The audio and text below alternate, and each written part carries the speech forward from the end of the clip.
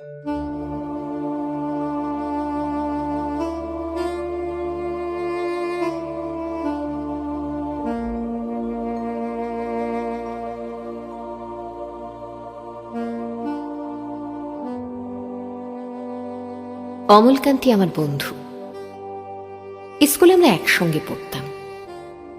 রোজ দেরি করে ক্লাসে আসতো, পড়া পারত না।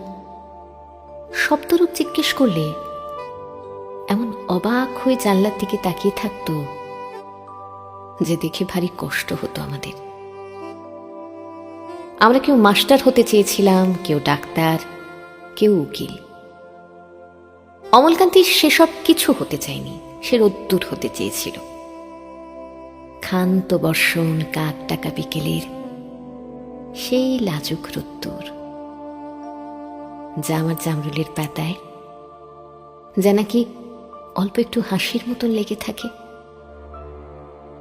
আমরা কেউ মাস্টার হয়েছি, কেউ ডাক্তার, কেউ উকিল। অমলকান্তি রোদ্দুর হতে পারেনি। সে এখন অন্ধকার একটা ছাপাখানায় কাজ করে।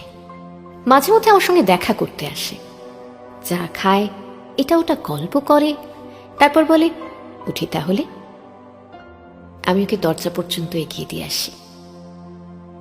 আমাদের মধ্যে যে এখন মাস্টারি করে, অনায়াসে সে ডাক্তার হতে পারত।